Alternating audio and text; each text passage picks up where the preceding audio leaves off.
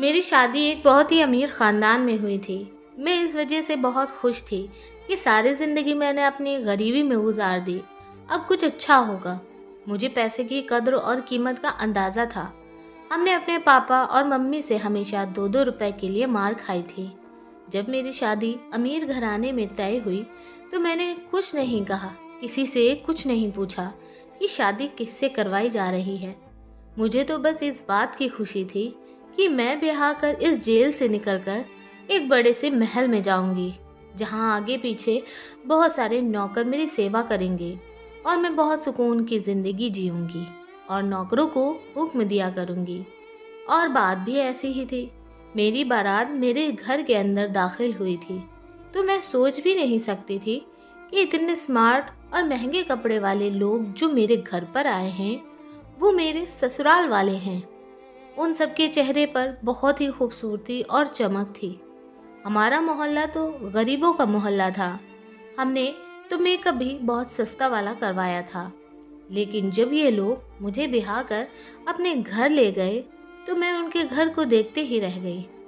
घर क्या था, राजा महाराजाओं जैसा महल था। दुनिया जहाँ की रोशनी और रौनक उस महल में बिछी पड़ी थी। मुझे लगा मैं किसी नई दुनिया में आ गई हूँ। अब घर में आने के बाद मुझे सबसे पहले अपने पति को देखने की जल्दी थी, क्योंकि मेरी माँ और पापा ने मुझे मेरे पति की फोटो भी नहीं दिखाई थी। बस कहा था कि तुम हमारी अच्छी बेटी हो और अच्छी बिटिया अपने पति को देखने की जिद नहीं करती। हालांकि लड़कियों को ये हक है कि वो अपने होने वाले पति को देखें, और मेरे पापा ने और मेरी माँ ने ये हक भी मुझसे छीन लिया था। जब मैं अपनी ससुराल में दाखिल हुई तो मेरा स्वागत मेरे पति की बजाय मेरी सास ने किया, और मुझे मेरे पति के कमरे में बैठाने की बजाय मेरी सास ने अपने कमरे में बैठा दिया था। और मैं समझी शायद कोई छोटी मोटी रस्म बाकी होगी। मेरे पति ने अपने चेहरे पर से सेहरा नहीं हटाया और मैं नज़रें झुकाकर बैठी थी। मैं अपने पति को उस वक्त नहीं देख सकती थी, पर मैं किस्मत की मारी मुझे क्या पता था कि मेरी मुश्किलों का दौर शुरू हो चुका है। कुछ लड़कियां मेरे कमरे में आईं। सब लड़कियों के कमरे से जाने के बाद मैं उम्मीद कर रही थी कि मेरी सास मुझे उठाकर मेरे शौहर के कमरे में ले जाएगी, मगर ऐसा कुछ भी नहीं हुआ। मेरी सास तो कमरे को बाहर से बंद करके चली गई। मैं उनका इंतज़ार करती रह गई। लगभग आधा घंटा गुजर चुका था। मुझे अपने पति से मिलने की बहुत जल्दी हो रही थी, क्योंकि शादी के बाद हर औरत की ख्वाहिश होती है उसका पति अपनी मोहब्बत का इजहार करे, उसकी खूबसूरती की तारीफ करे, उससे ढेर सारी प्यार भरी बातें करे। पर यहाँ तो ऐसा कुछ भी नहीं हो रहा था। मैं बैठे बैठे थक गई थी। बैठे बैठे मेरी कमर अकड़ गई थी। मुझे आहट हुई कि कोई दरवाजे की तरफ आ रहा है। कमरे का दरवाज़ा खुला और मेरी सास किसी तूफान की तरह कमरे में दाखिल हुई। लेकिन मुझे हैरानी उस वक्त हुई जब उन्होंने कमरे को अंदर से कुंडी लगा दी थी। ये काम तो मेरे पति का होता। मैं सोचने लगी। मैंने अपनी नज़रें उठाकर अपनी सास की तरफ देखा तो वो मेरे करीब आकर बैठ चुकी थी। मेरी सास मुझे बोली, बेटा, मैं जानती हूँ कि तुम्हारे मन में क्या चल रहा है। तुम सोच रही हो कि मेरा पति कमरे में अब तक क्यों नहीं आया और मेरी सास बार बार कमरे में क्यों आ जाती है। तो बस बेटी, मैं नहीं चाहती कि तुम्हारी खूबसूरती को किसी की नज़र लगे। मैं तुम्हें तुम्हारे पति के पास भेजूंगी, ज़रूर भेजूंगी, लेकिन अभी उसका टाइम नहीं आया। तो तुम तब तक मेरे कमरे में ही बैठी रहो। और हाँ, ऐसा करो कि ये कपड़े बदल लो और कोई कंफर्टेबल से कपड़े पहन लो, ताकि तुम्हें सोने में कोई परेशानी ना हो। मेरी सास बहुत अच्छी थी। वो पूजा पाठ में भी बहुत ज़्यादा विश्वास रखने वाली औरत थी। मुझे भी खुशी हुई कि चलो अच्छी बात है कि मेरी सास बहुत ज़्यादा मॉडर्न नहीं है, क्योंकि मैं खुद सीधी सादी और गरीब परिवार से में पली पड़ी थी। अगर किसी मॉडर्न परिवार में आती तो मेरी ज़िंदगी मुश्किल हो जाती। मैंने अपनी सास की बात सुनी और खामोशी से बैठी रही। मैंने कपड़े बदल लिए और फिर थोड़ी देर भगवान के सामने खड़े होकर अपने मन की तसल्ली के लिए भगवान की पूजा की। पूजा करने के बाद फिर पता नहीं मुझे कब नींद आ गई। मैं सो गई। जब मेरी आँख खुली तो मैं अपनी सास के कमरे में ही थी। लेकिन मुझे बुरा नहीं लगा क्योंकि मेरी सास मेरा बहुत ज़्यादा ख्याल रख रही थी। इसलिए मैं बुरा क्यों मानती। मेरी सास ने आकर मुझे हरे रंग का एक जोड़ा पहना दिया और मुझसे कहा, तुम अपने पति को बाद में देख लेना, फिलहाल इस वक्त मेहमानों से मिलना ज़रूरी है। वो तुम्हें देखने आ रहे हैं और फिर रिसेप्शन की भी तो तैयारी करना है। मैंने कपड़े पहनकर खुद को तैयार कर लिया और फिर बारी बारी से मुझसे खानदान की औरतें मिलने आने लगी। मैं खानदान की नई सदस्य थी, इसलिए मुझसे मिलने के लिए बहुत सारे लोग आए, पर जो भी मुझे देखता बड़ी अजीब नज़रों से देखता और फिर घर पर मिलने आने वाली सारे मेहमान औरतें मुझे मुड़ मुड़ कर देखती जैसे मैं कोई अजूबा हूँ। मैं लोगों की नज़रों का मतलब नहीं समझ पा रही थी। वो लोग ऐसा क्यों कर रहे हैं। लेकिन एक बात थी कि किसी ने मेरे पति नितेश का जिक्र नहीं किया था, न ही नितेश के बारे में कुछ पूछा। सबकी निगाहों का निशाना मैं ही बनी हुई थी। सबकी निगाहों में मैंने अपने लिए तरस देखी थी। मुझे देखने आने वाली हर औरत मुझसे ये ज़रूर कहती कि भगवान तुम पर दया करे और तुम्हारी ज़िंदगी को आसान करे। मुझे बहुत अजीब लगता क्योंकि मेरे ससुराल वाले बहुत ही अच्छे लोग थे। उन्होंने मेरे साथ अब तक कुछ भी गलत नहीं किया था, बल्कि मुझे हाथों हाथ ही लिया था। मुझे ये महसूस ही नहीं होने दिया था कि मैं किसी गरीब घर से आई हूँ। लेकिन मुझे क्या पता था कि यह हमदर्दी मेरी गरीबी की वजह से नहीं, बल्कि मेरी बदनसीबी की वजह से सब लोग दिखा रहे थे। थोड़ी देर बाद मेरी सास मुझे कमरे में बिठाकर बाहर चली गई। अभी तक मैंने अपने पति को नहीं देखा था।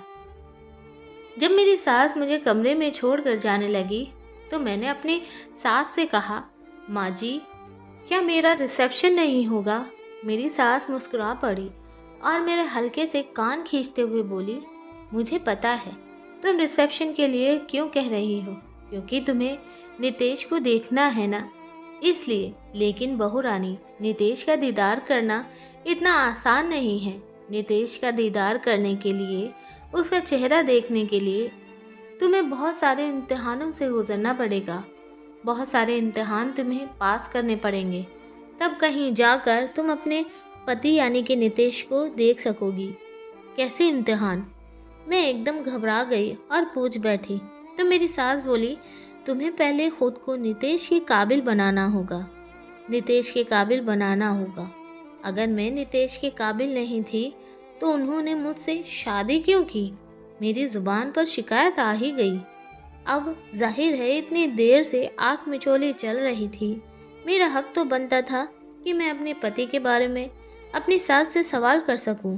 मेरी सास मेरी बात सुनकर कानों को हाथ लगाकर कहने लगी, अरे भाई, पति से मिलने के लिए इतनी जल्दी। हमारे ज़माने में तो लड़कियां इतना शर्माती थी कि जब कोई रिश्ता लेने के लिए उनके घर पर जाता था तो वो सामने ही नहीं आती थी और फिर पति से हफ्ता हफ्ता नज़रें नहीं मिला पाती थी। पर आजकल की लड़कियां, उन्हें तो पति से बातें करने का बड़ा शौक होता है। मेरी सास की सोच बहुत ही पुरानी ज़माने की थी। मैंने खामोश रहना ही अच्छा समझा। चलो, आखिर अपने बेटे को कितने दिन तक मुझसे दूर रखेंगे। वह भी मुझसे मिलने के लिए बेचैन नहीं होंगे, क्योंकि जब मर्द शादी करता है तो बीवी से मिलने का दिल उसका भी करता है। मैं अकेली तो नहीं तड़प रही थी इस आग में। मैं यही सोचकर खामोश हो गई थी। लेकिन मेरे पति की तरफ से किसी भी तरह की कोई जल्दबाजी दिखाई नहीं दे रही थी। कहीं से भी कोई आसार नज़र नहीं आ रहे थे। उन्हें मुझसे मिलने की जल्दी नहीं थी। इस तरह से पूरा दिन गुजर गया, यहाँ तक कि दोबारा रात हो गई। अब तो मेरा पारा गर्म होने लगा था। मैंने अपनी सास से कहा कि आज भी मैं क्या आपके कमरे में ही सोऊंगी। मेरी सास फिर वही पुराने ज़माने की बातें लेकर बैठ गई थी। अरे अजीब बेशर्म लड़की हो, तुम्हें बहुत जल्दी है अपने पति के कमरे में जाने की, वो भी शादी के दूसरे ही दिन। मेरी बातों को मेरी सास ने बहुत ही अजीबोगरीब बना दिया था कि मेरा दिल ही उठ गया था। अच्छा चलो, एक काम करते हैं। मेरी सास ने मुझे अपने पास बुलाते हुए कहा, क्या काम? मैंने सवालिया नज़रों से उनकी तरफ देखा। बेटा, जब तुम्हारा पति तुमसे मिलने के लिए आए तो तुम दोनों के बीच में एक पर्दा होना चाहिए। कम से कम 7 दिन तक तुम्हें सुबह सवेरे उठकर आरती करनी होगी और सोने से पहले भी भगवान जी की पूजा करनी होगी। हमारे जो पंडित जी हैं उन्होंने यही कहा है कि 7 दिन तक तुम्हें ये विधि करनी होगी और इससे पहले तुम अपने पति का चेहरा नहीं देख सकती। मेरा बेटा नितेश भी पूजा पाठ से दूर भागता है, इसलिए उसको भी 7 दिन तक ये विधि पूरे विधान से करनी होगी, तभी वो भी तुम्हारा चेहरा देख सकेगा। मेरे बेटे को सुधारने का एक ही तरीका है, क्योंकि वो पूजा पाठ में विश्वास नहीं रखता है। तो 7 दिन तक इस विधि को तुम्हें और मेरे बेटे नितेश दोनों को इस विधि को पूरा करना होगा। इस तरह मेरा बेटा सुधर जाएगा और पूजा पाठ में और भगवान में विश्वास करने लगेगा। फिर उसके बाद तुम दोनों एक दूसरे की शक्ल देख लेना।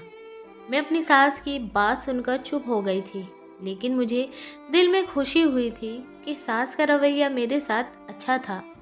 वो बस ये चाहती थी कि हमारे रिश्ते में भगवान जी की कृपा बनी रहे, एक दूसरे से लड़ाई झगड़ा ना करें।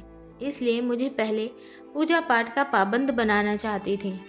मुझे अपनी सास की इस सोच पर खुशी हुई थी। मैंने कहा, ठीक है, मैं आज से ही ये विधि करना शुरू करूँगी। फिर उसी समय से मैं भगवान जी की पूजा पाठ में लग गई। मेरी लगन देखकर मेरी सास बहुत खुश होती, कहती, तुम बहुत अच्छी लड़की हो, भगवान तुम्हारी उम्र लंबी करे और मेरे बेटे नितेश के लिए तुम्हारे दिल में मोहब्बत पैदा करे। अब मैं अपनी सास को क्या बताती कि नितेश के लिए मेरी मोहब्बत तो उसी समय शुरू हो गई थी जब मैंने नितेश के साथ फेरे लिए थे। अभी एक ही दिन गुजरा था कि मेरी सास कमरे में आई और कहने लगी कि बेटा, पंडित जी ने कहा है तुम्हें दिन में 2 बार नहीं बल्कि 5 बार पूजा पाठ करना पड़ेगा। अरे अभी तो तुमने एक ही बार सुबह को ही पूजा की थी, तो तुम अपने पति से नहीं मिल सकती। मैं उदास हो गई, लेकिन फिर मैंने सोचा चलो कोई बात नहीं, मैं अपने पति के लिए दिन में 5 बार भी पूजा कर सकती हूँ। इसी तरह अगला दिन गुजर गया। अगले दिन मैंने पूरे 4 टाइम की पूजा की थी। सोने से पहले भगवान जी की पूजा करना रह गया था। मैं बहुत खुश थी कि चलो कम से कम मैं अपने पति से मिल सकूंगी, क्योंकि मेरी सास ने कहा था कि 7 दिन से पहले पति का चेहरा नहीं देखना, लेकिन अगर तुम पूरी लगन से पूजा करती हो तो सिर्फ पति को देखने बिना उसे मिल सकती हो। मैंने सोचा था चलो कोई बात नहीं, पति की आवाज़ तो सुन सकती हूँ। अगर पति का चेहरा नहीं देख सकती तो मैं उससे कम से कम बातें तो कर सकती हूँ। मैं अपने कमरे में बैठी थी और इन्हीं हसीन ख्यालों में खोई हुई थी कि मेरी सास आई और कहने लगी कि सपनों में रहने की बजाय सबसे पहले रात वाली पूजा कर लो, क्योंकि जब तक तुम दिन की पूरी 5 पूजा नहीं कर लेती, मैं तुम्हें अपने बेटे से नहीं मिलने दूंगी। वो अपने हाथ में एक सफ़ेद कलर का दुपट्टा लेकर आई थी। कहने लगी, इस दुपट्टे को अपने सिर पर डाल लो, तभी पूजा करना। ये दुपट्टा हमारे पंडित जी ने दिया है, कहा है कि रात को इसे सर पर डालकर ही पूजा करनी है। मैंने अपने सास के हाथ से दुपट्टा ले लिया और सर पर डालकर भगवान जी की पूजा करने लगी। उस दुपट्टे से हल्की हल्की खुशबू आ रही थी, जो मुझे बहुत अजीब सी लग रही थी। मुझे अजीब से महसूस हो रहा था, किसी अनहोनी का एहसास हो रहा था, लेकिन फिर भी मैंने उस दुपट्टे को अपने सर पर डाल रखा था। लेकिन धीरे धीरे मेरा सर भारी होने लगा, मेरे सारे हाथ पैर ढीले पड़ गए और मैं नींद में चली गई। मुझे महसूस हुआ कि जैसे किसी ने मुझे गोद में उठाकर बेड पर लिटा दिया। फिर पूरी रात ऐसे ही निकल गई। समझ नहीं आ रहा था कि मैं सोई हूँ या जागी हूँ। यहाँ तक कि जब मेरी आँख सुबह खुली तो मेरे सिर में हल्का हल्का दर्द हो रहा था। मेरी नींद पूरी नहीं हुई थी, मुझ में कोई भी ताजगी नहीं थी। अजीब सी थकावट थी जिसने मुझे घेर रखा था। मैं बहुत अजीब सा महसूस कर रही थी। तबीयत भी भारी भारी सी थी, सिर में दर्द भी था। मेरी सास उठकर मेरे कमरे में आ गई और मुझसे बड़े प्यार से बोली, ये लो बेटा, दूध पी लो। मेरी सास ने मेरी तरफ दूध का गिलास बढ़ाते हुए कहा, तुम थक गई होगी, सारी रात पूजा पाठ जो की है। सास की बात सुनकर मैं बोली, नहीं माँ जी, मैंने कहाँ पूजा पाठ की है। पूजा पूरी भी नहीं हो पाई थी। उसी वक्त मुझे नींद आ गई थी। मेरी बात सुनकर मेरी सास बोली, ओहो बेटी, ये क्या कर दिया। अब तो मैं तुम्हें आज भी नितेश से मिलने नहीं दे सकती। कहकर मेरी सास ने मेरे सिर पर बम गिरा दिया। तो क्या मैं अपने पति से मिलने के लिए सारी जिंदगी ऐसे ही तरसती रहूंगी। मेरी बात सुनकर मेरी सास जोर से हंस पड़ी। मेरी सास कहने लगी, मैंने कब कहा है कि तुम नितेश से नहीं मिल सकती। बस आज की पूजा पाठ पूरे विधि विधान से कर लेना, फिर तुम रात को नितेश से मिल सकती हो। मैंने अपनी सास से कहा, नितेश का दिल नहीं करता मुझसे मिलने के लिए। तो मेरी सास हंसकर बोल पड़ी, अरे वो तो दिन रात मेरा दिमाग खाता है कि मुझे नेहा से मिलवा दो। लेकिन नहीं बेटी, जब तक तुम दोनों पूरा पूजा पाठ पूरी विधि विधान के साथ नहीं कर लेते, मैं तुम्हें एक दूसरे से नहीं मिलवा सकती। सास की बात सुनकर मैं खामोश हो गई। आज तो मेरा पूजा करने का भी दिल नहीं कर रहा था, क्योंकि 3 दिन हो चुके थे और मैंने अपने पति को देखा ही नहीं था। पर फिर एक अजीब सा सिलसिला शुरू हो गया। मैं दिन में 4 बार पूजा करती, लेकिन रात की पूजा के बाद मेरी सास मेरे कमरे में आती और कहने लगती कि बेटी, आज मैं तुम्हारे लिए फलां चीज़ खाने को लाई हूँ, आज तुम ये खा लो, वो चीज़ खा लो। मैं खा लेती और खाते ही मुझे नींद आ जाती। मेरी सास कभी खजूर लेकर आ जाती, तो कभी दूध की प्याली, तो कभी खीर, तो कभी शरबत। सास की लाई हुई चीज़ों को खाते ही मैं नींद के आगोश में चली जाती। फिर पूरी रात सोई रहती, न जागती रहती। बस ऐसा लगता कि मेरे पास कोई है। मैं किसी को अपनी आगोश में महसूस करती थी। लेकिन एक रात मैंने सोच लिया कि मैं सच्चाई जानकर रहूंगी कि रात को मेरे पास कौन होता है और मेरी सास मुझे सुलाने वाली चीज़ें क्यों खिला देती है। रात होते ही जैसे ही मेरी सास मेरे पास आई और कहने लगी, बेटा, मैं तुम्हारे लिए ये जूस लेकर आई हूँ, इसे पी लो, तुम्हें ताकत मिलेगी।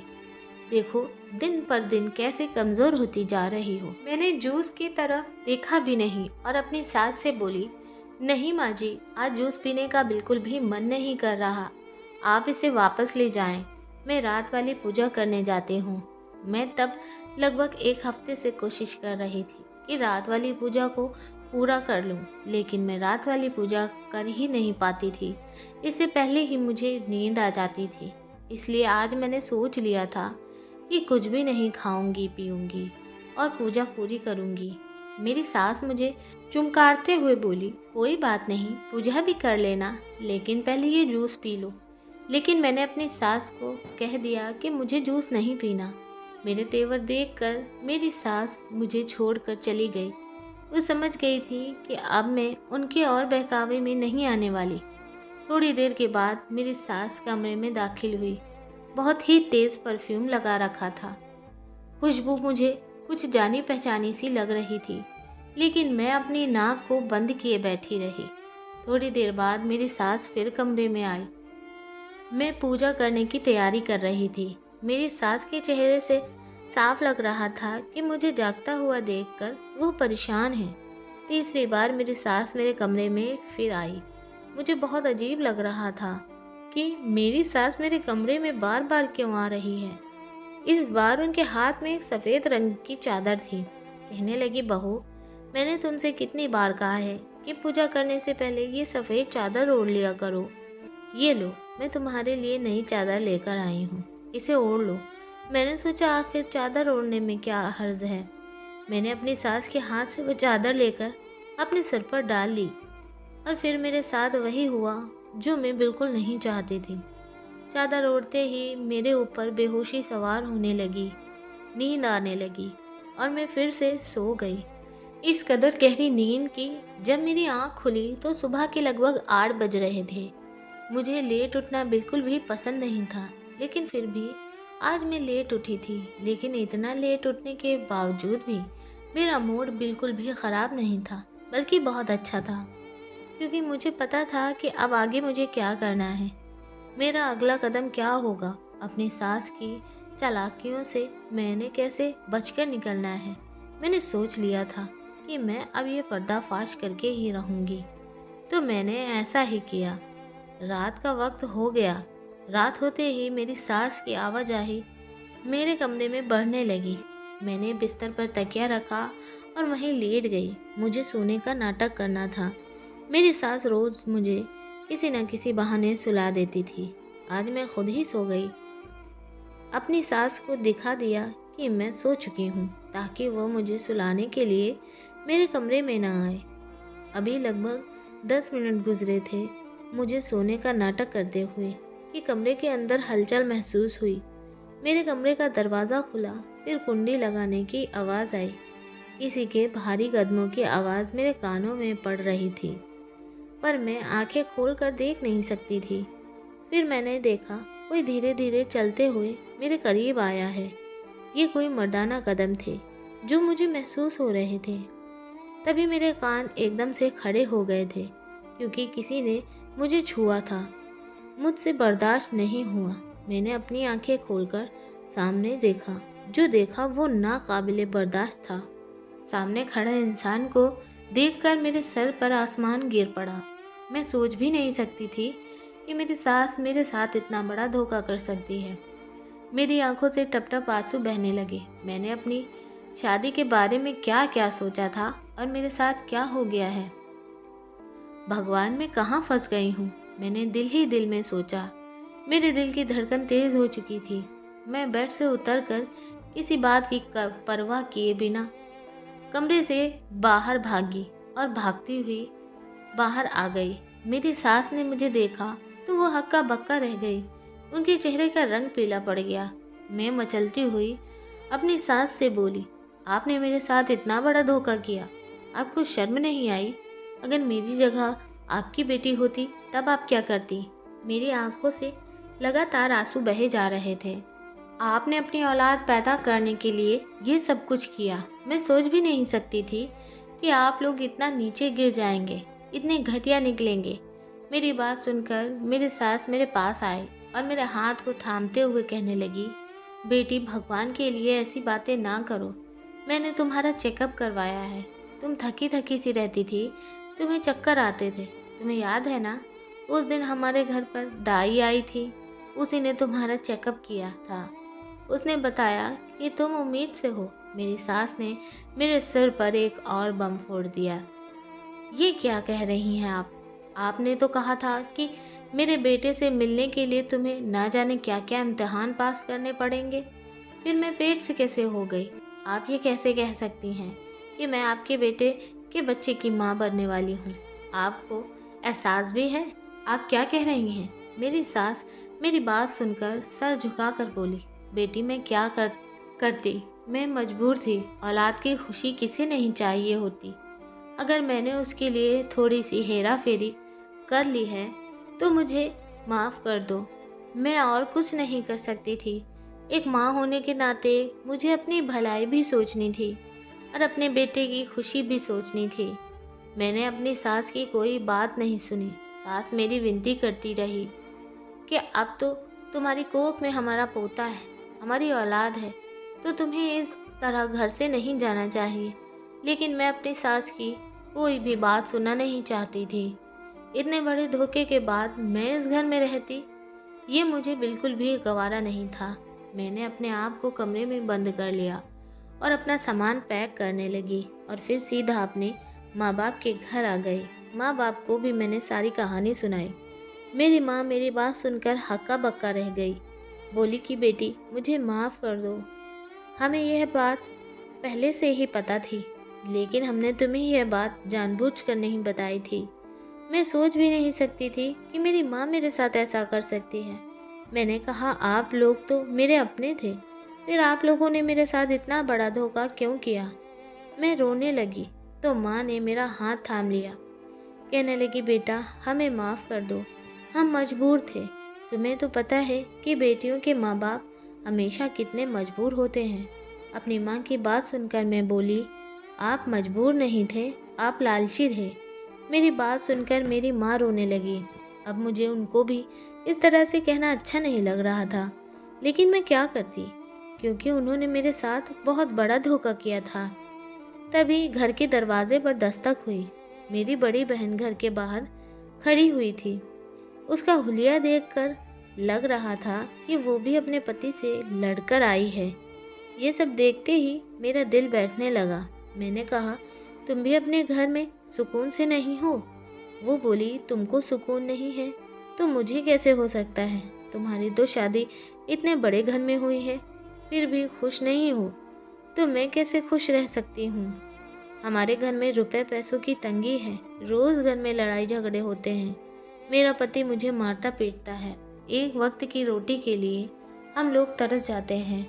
अब हम दोनों बहनें अपने माँ बाप के घर बैठ गए थे। मुझे लगने लगा कि मैं अपने माँ बाप पर जुल्म कर रही हूँ। जब मैं रात को सोने के लिए लेटी तो वही वाला मंजर मेरी आंखों के सामने घूमने लगा।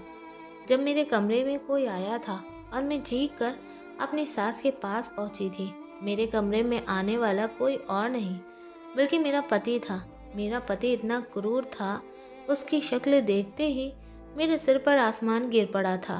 पता नहीं मेरा पति जन्म से ही इतना बदसूरत था या फिर बाद में किसी दुर्घटना में ऐसा हुआ था, लेकिन जो भी था बहुत ज़्यादा बदसूरत था मेरा पति।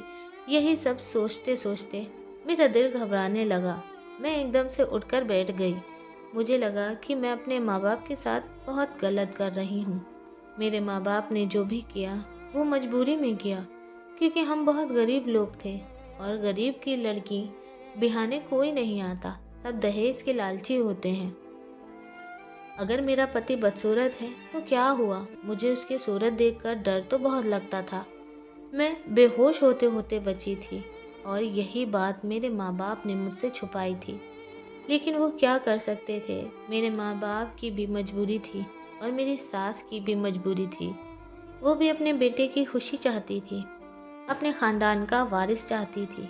ये बात मेरे पति ने ही अपनी माँ से कही थी कि मेरे चेहरे को मेरी पत्नी से छुपा कर रखा जाए, क्योंकि इतने बदसूरत इंसान के साथ कोई भी लड़की रहना पसंद नहीं करेगी।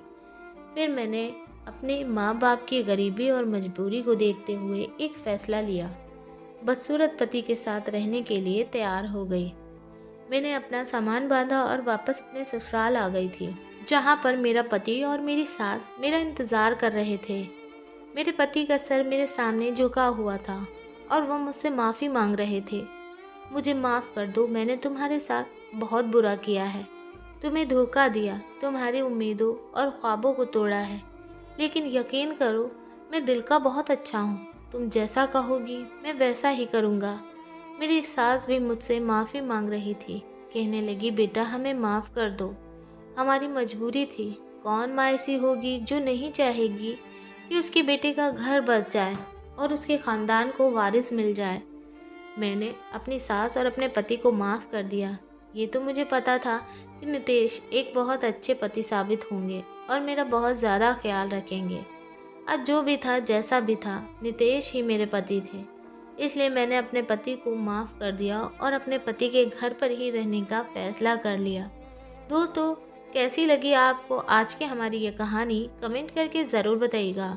वीडियो को लाइक, चैनल को सब्सक्राइब ज़रूर करें। वीडियो को पूरा देखने के लिए आपका तहे दिल से धन्यवाद। हम आपको मिलेंगे एक और ऐसी बेहतरीन वीडियो में। तब तक के लिए धन्यवाद। आपका दिन शुभ हो।